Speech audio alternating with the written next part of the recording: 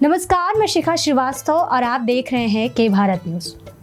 भारत को पर्व और त्योहारों का देश कहना गलत नहीं होगा। हमारे भारत में जितने त्योहार मनाए जाते हैं शायद ही किसी देश में मनाए जाते होंगे। यूँ तो पर्व और त्योहारों का सिलसिला भारत में पूरे साल भर चलता है, जिसकी एक लंबी सूची है। इन्हीं पर्वों में एक खास पर्व है छठ महापर्व, जो कि दिवाली के बाद मनाया जाता है। यह पूजा कार्तिक महीने के षष्ठी को मनाया जाता है। यह पूजा 4 दिनों तक चलती है। आइए जानते हैं इस महापर्व के बारे में। इस पूजा की शुरुआत चतुर्थी को और समापन सप्तमी को होता है। इसे कार्तिक छठ कहा जाता है। इसके अलावा चैत मास में भी छठ पूजा होती है, जिसे चैती छठ कहा जाता है। धार्मिक मान्यताओं के अनुसार देवी उषा को छठी मैया कहा जाता है। उनकी पूजा सूर्य देव की पूजा के साथ की जाती है। मान्यता है कि छठ पूजा के दौरान पूजी जाने वाली ये माता सूर्य भगवान की बहन है, इसलिए लोग सूर्य को अर्घ देकर छठ मैया को प्रसन्न करते हैं। वहीं पुराणों में माँ दुर्गा के छठे रूप कात्यायनी देवी को भी छठ माता का ही रूप माना जाता है। छठ मैया को संतान देने वाली माता के नाम से जाना जाता है। भारत के बिहार और पूर्वी उत्तर प्रदेश राज्यों में बड़े ही धूमधाम से मनाया जाने वाला यह त्योहार बहुत ही कठिन माना जाता है। इस व्रत से जुड़ी अनेक मान्यताएं हैं।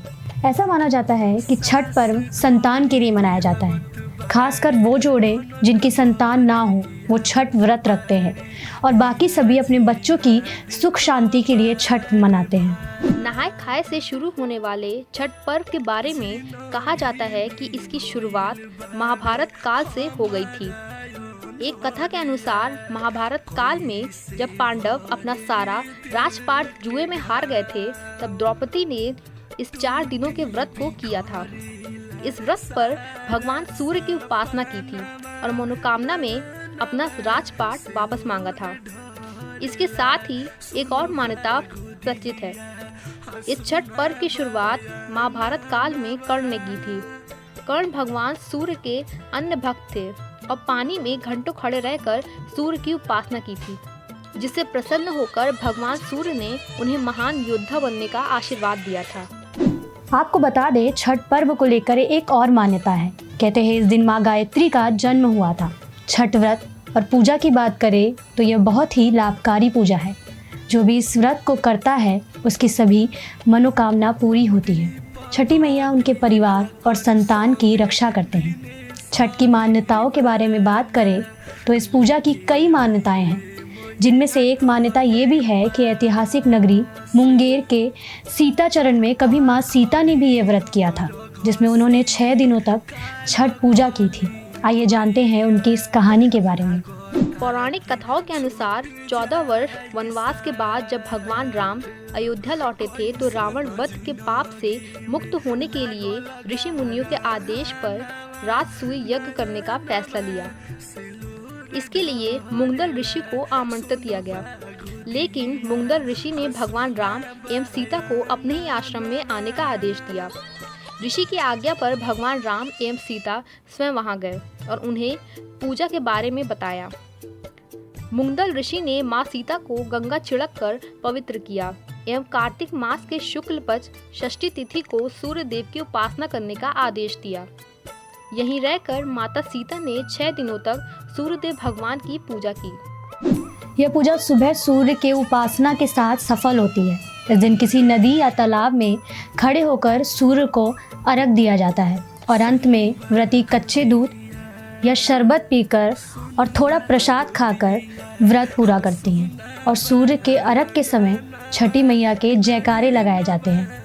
ऐसा विश्वास किया जाता है कि सूर्य देव की पूजा करने से व्रत करने वालों को सुख, सौभाग्य और समृद्धि की प्राप्ति होती है।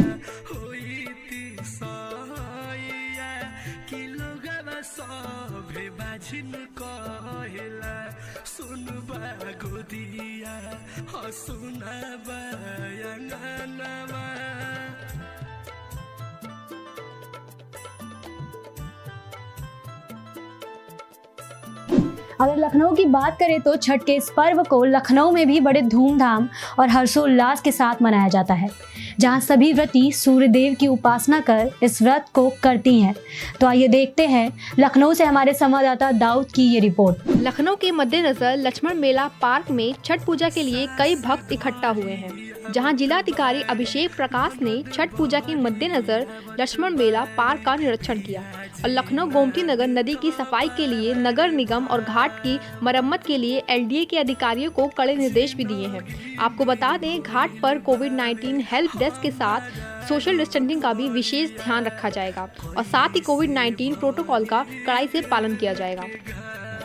देखिए, छठ पूजा के दृष्टिगत 100% जो मानक है उनका जो तैयारियाँ की जा रही हैं, जिसमें विशेष रूप से साफ सफाई की व्यवस्था, विद्युत प्रकाश की व्यवस्था यहाँ पे सुरक्षा के दृष्टिगत और कोविड-19 के बचाव के प्रोटोकॉल हेतु यहाँ पर रिगेटिंग की कोशिश कराई जा रही है ताकि सोशल डिस्टेंसिंग का पालन हो सके। इसके साथ ही साथ जल की साफ सफाई, घाटों पर हमारे गोताखोर भी रहेंगे।